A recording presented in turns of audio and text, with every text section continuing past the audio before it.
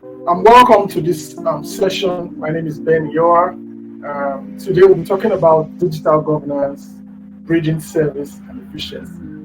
We all know what digital governance is today. We can see all over the world institutions, ministries, agencies around the world are adapting technology.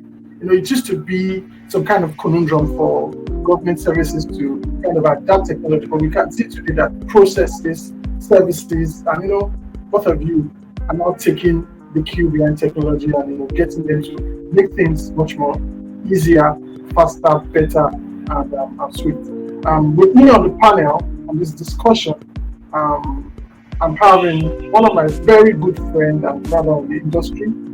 His name is Olumuyiwa George, aka Deloge. I'll ask him to do the honor of properly introducing himself, and I may not be able to do that properly. So, Muyiwa, tell us more about yourself. Start the session. Hello, everyone. Thank you for having me. My name is Olumuyiwa George, like Ben has rightly introduced. I have been, I'll call myself a digital enthusiast from the start. From being a digital enthusiast while in university. I had to then go into what I call full digital marketing, just when digital marketing was coming into prominence. So I helped, several brands, several tech companies actually launch interesting products into the Nigerian market.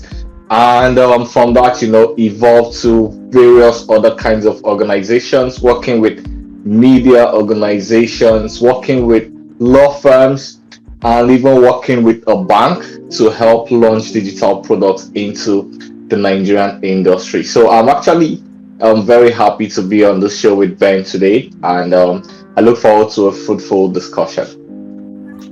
Thank you, Muyiwa. So, we kick off. The first question of the day is how would you define digital governance? And tell me, why is it critical in this modern Thank you for that question, Ben. We are in the era of the smartphone and the era of the internet, and if you would be right, or if I'm right, we have seen that services have moved from pen and paper onto computers and phones.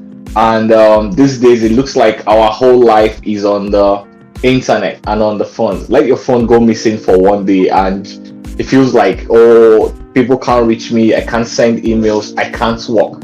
So life has actually gone digital. And with life going digital, that means service has gone digital, business has gone digital, healthcare has gone digital. Your interaction with everyone has gone digital. That means there is now the need for a structure to be in place to ensure that digital services can be reached by people, and then they can actually, and those services are actually managed. So I would call digital governance as the process. Digital governance is actually wide, but I'll describe it as the process of building the infrastructure and managing the infrastructure to enable people actually get services fulfilled digitally, and the process of monitoring that service to ensure that it is available for people to actually use, getting data from that service and using it to improve on the service that you're offering. So digital governance is actually very, very robust, but in summary, it's the process of having infrastructure to provide services for people, maybe transport services, registration services, government services, whatever kind of services, and monitoring that data and doing some analytics on that data to get insights that can help provide better services. Thank you. So whilst you were talking, I was able to, try to picture how digital governance in the sphere of service delivery and operational efficiency in governance. And that brings me to the recently past epidemic, COVID-19, whereby we saw that there was a paradigm shift. So there was a drastic movement from what used to be obtainable. So many agencies, so many government organizations, governance generally especially in Africa, we're very, very laid back to accepting digital, change and transformation in their processes. But we saw that everybody had to start working from home, irrespective of your industry, irrespective of what you do. Nobody really wanted to die. So that's in perspective. I'm not trying to look at from my own point of view. I want to see if I can, talk about the area of service delivery and operational efficiency using digital governance in this space. So what you would realize is that for organizations, or for say in Nigeria, we typically call them MDAs, ministries, departments, and parastatals, you realize that their processes may be operating digitally, but service delivery becomes a problem. Operational efficiency becomes a problem. And all this is part of the entire ecosystem of digital transformation and bringing the gap between service and efficiency. So what you realize is that, for instance, you want to get a Nigerian passport. During COVID, the offices were not opening. People are pending documentations, are pending services. But what if there has been some kind of transformation? For instance, we can see today that the current minister for Interior is digitizing the process. That's very true. That you don't need to go to the passport office to pick up your passport. So we have people working. Let's imagine that we do still have the pandemic. We have people working, printing the passport. And there is a process where there is no human physical contact until the passport gets to your doorstep. You didn't need to go and crowd up at the place where these passports are being produced and all that. So we have to actually commend the Minister of Interior for what he's doing in terms of the Nigerian passport. Before, you had to go to the immigration office, line up for the whole day, wasting your whole day just to register for a passport, and then come back maybe 3 months, 6 months down the line when the passport is ready for you to pick it. But all of that, I'll say I've seen people get their passport in 2 days because the process has been digitalized. But then this brings me back to your question of operational efficiency and service delivery. So if we look at the whole digital governance as a whole, one thing is having the infrastructure and ready to provide the service. Another thing is actually educating the users of the service, because these things are actually very new to people. So one major job that the MDAs and the organizations, digital governance doesn't really have to do with government alone. It could be businesses also rendering services to people using digital platforms. They also need to greatly educate the consumers of the services, because there's no point in having a service where people are not going to use, or where people do not know how to use, or where people do not see the benefits of using the service. Even though myself and yourself as experts in the digital field actually know the importance of digital governance, but what about the man on the streets? Does he actually know the importance of digital governance? So educating people on the importance of digital governance is one thing that I'll say the advocates or the stakeholders in the field of digital governance need to actually take seriously. We need to actually educate people. The more we educate people, the more there's going to be a greater adoption of digital services, and that's when the reward for this adoption would be felt by those involved. Absolutely, you are very, very spot on. Going further, let's look at some more areas about this same topic of digital governance. Is it possible you share some of the success examples of digital governance from maybe around the world, or maybe something that you've worked on or that you've been part of that you really want to talk about? All right. So because of NDAs that we have signed, so I might not be able to discuss some of the digital governance projects that I've worked on, but I can share examples that are everywhere out of the world. One country that I think is a role model when it comes to digital governance is actually Estonia. Estonia is a country that is technologically driven. So everything about Estonia, from visas to healthcare registration to taxes to even residency is actually digital. So they are one of the, if not the most digitalized country in the world. Estonia is actually one of the most digitalized, I think top three, if not number one most digitalized country in the world. And what they are doing now, they are offering e-residency. That means you can be a startup in Nigeria, but you have e-residency in Estonia. That means you don't have to be living in Estonia. You can stay in Nigeria and have access to all of the services that Estonian citizens actually, have access to. So you can benefit from maybe filing your taxes, accessing professionals, reaching the government agencies. So that is one country that I would say has done so well when it comes to digital governance, providing services to the when it comes to the populace, using digital infrastructure. Another great country when it comes to digital governance, I would say, is the United Kingdom. So for the United Kingdom, where I'm based currently, almost everything that you have to do with the government is digital. So you want to register to see the medical doctor, you want to register to see the GP, you want to register to use the NHS, it is digital. You're registering for filing your taxes, it is digital. You want to vote, you have to actually register online. You don't need to go to a physical polling booth as we do back home in Nigeria to go register. So you just stay on your house, you stay at your house, take out your mobile phone or your computer, and then you register to vote. And sometimes, even if you cannot vote physically, you can actually vote via the post. So you can send in your votes via the post, and all of this is going to be collated into the digital collation centers. So Estonia, a good one. United Kingdom, another good one.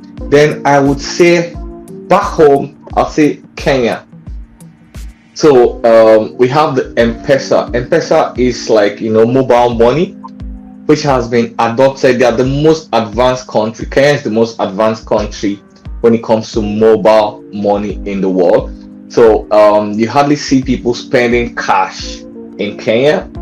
They actually use what they call M-Pesa. So your mobile. So I haven't been to Kenya before, but from what I have seen and read, and I follow the tech ecosystem very well. Your mobile phone can actually be like a bank account, and then you use this to pay vendors, to receive payments, and they're actually showing the world that mobile money is the future of money. And I'm very much aware that countries are actually studying the M-Pesa system in Kenya, which has gone to East Africa as a whole to adopt the mobile money system. So Estonia, the United Kingdom, and Kenya are actually great examples of countries that are doing e-governance right, or what I call digital governance very right. That's very awesome. Sharing all these stories about countries. I know about Estonia very much. The national plan to digitize the entire ecosystem, everything what you really need to take it forward. Just use your mobile or your web service. I'm bringing it back to a particular limited where I work currently. I would like to speak about some of the digital governance activities that we've been involved in the past year that I'm currently. So in particular, currently we have deployed what we call the PMS system, the performance management system for the Federal Civil Service of Nigeria. So it helps the Federal Civil Service to completely take off manual appraisals, performance of the service, and also be able to distribute distribute tax across regions and states where the Federal Civil Service officers are operating, and in a central digital system that has the head of the civil service as the general overview, having the bird's eye view of the system. And it cascades down to supervisors, to team leads. So holistically, you can see that prior to this time, you can have people working in Ogun State while the civil service is domiciled in Abuja. You have people working in Kaduna, Kano, Port Harcourt, and then they do not have any kind of overview or oversight about them. But with this system, it's possible for you to be able to capture everything that civil service is all about, and everybody can capture what they are supposed to be doing on a day-to-day basis in the performance system, right? The digital. You can assign tags from Abuja down to Lagos. So it's a very, very large system, very robust system. We hope to deploy this down across other strata of governance in Nigeria, East Africa, and also Africa. We've also developed. That's a good one from your organization. So they're helping the whole country adopt digital governance. That's a very laudable one. Kudos to you guys. Yeah, thank you. So we have quite a number. We have e-voting, hopefully someday to be adopted across the country and across Africa. Several solutions. We are also working on several kind of. I really want to talk about some of the ones we're currently working on right now because we are close to deploying them.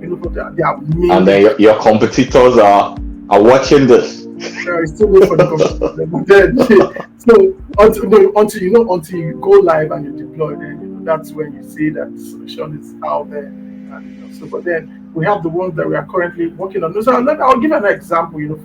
For the Republic of Sierra Leone, we deployed the Educational Management System (EMS) for the Ministry of Education for that country, and that system helps the Ministry of Education in Sierra Leone to be able to have an entire gamut of education across the country for every local government, every region, every section of the country. All the schools in the country are plugged into the system. They can tell what the principal of a particular school is, who he is, and the amount of students in the school, the subject offering. If they have a lack, the school also can plug into the system to also request. It's a very, very robust system for education powered by Batiba Limited in that country. So we have several examples like that.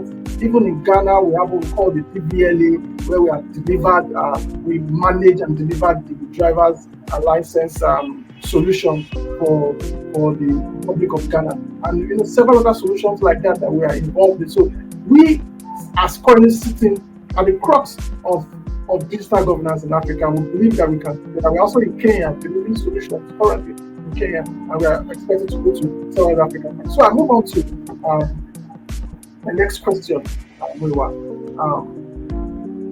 I want you to tell me, how can real-time feedback from citizens enhance public service delivery through digital platforms? Now, looking at the entire areas of, let me say, the entire gamut of digital government, how can citizens be able to provide real-time feedback? Because we realize that feedback is key, and because of the way governance has been in South Africa, feedback is really not taken. And even when it is given, it is not often accepted and it's not often utilized. What do you want to say about this? That's a very interesting question. Now, the good thing about these digital platforms is that, most of the activities that people carry on this platform can be seen, can be analyzed. And right now, communication should be two-way. So that means as you are giving people services, they also need to be open to the feedback that they are giving to you, because the end users actually are the ones that are using these platforms. So I would say a huge investment needs to be made in data analytics. So because these platforms actually produce a lot of data, and data these days is the key to a lot of the problem that people have. So what are we doing with this data? You don't need to go to a user and say, what are you doing? Tell me what you think about this platform. You can stay from the back end and then see what the user is doing on this platform. See what thousands of users are doing on this platform. See what millions of users are doing on this platform. And you can see that, this is the most service that they are using on the platform. We thought it was going to be this service that they would use, but look at how they are actually using the platform. That is the feedback you need. So now you need to go back and analyze that data and say, okay, from what these people are doing on the platform, this is the next best option that we can render to them that would delight them. So with digital governance comes, I would say, the people who are also important in this field are the data analysts, the business analysts. So you need to have those people on the platform to actually analyze all the data that is being generated on the platform and provide workable, actionable insights that organizations, government parastatals, can use to improve on their service delivery. Another easy way, you offer simple surveys. You ask the users, okay, from these features you have used, what do you think we can do to improve? Tell us what you like, tell us what you don't like. And then another thing is the NPR score. So you do a simple NPS score, Net Promoter Score, actually, not NPR, my bad. So it's called NPS score, Net Promoter Score. You give them a short survey and then you ask them, how likely are you to recommend the service to others? And if somebody says, oh, I'm very likely to recommend the service, you know that, okay, those people are satisfied using the service. And if someone says, oh, I'm not likely, I don't like the service, that is still feedback for you. So you use data analytics, you use surveys, and then you use NPS scores to actually get real-time feedback from the users. Once you're able to, take action based on the feedback that you get, I tell you, you'd always be a market-leading solution. If you're a government agency, you'll find people adopting your solution and continuously using your solution. So this data analytics just helps to improve the product. That's really how to get feedback from users. Thank you. So you spoke about data, and I want us to, now just digress to that area. So looking at data and cybersecurity. So when you venture into digital governance, you realize that you have to put a lot of people's data in the cloud, and you start to capture data. So where we are coming from with regards to governance, there's a lot of brick and mortar approach with regards to filing paper documents, stacking paper documents that at the point could be damaged by moisture, could be destroyed by rodents, and take up this and be discarded. But all these documents, all this data are now going digital, they're now going on cloud. The biggest thing with putting people's data on the cloud is cybersecurity. What do you think, for those in digital governance, what do you think is the best approach to managing this data and ensuring that they are safe? All right, so the best approach to managing data is, number one, have experts implement your digital governance solution. So you need to have seasoned professionals, seasoned cybersecurity experts, seasoned what do they call them? System architectural experts, seasoned data analysts, and then you need to have a proactive solution to test. Oh, Ben, I can't hear you anymore. Are you still speaking? You're muted. Sorry, I muted myself.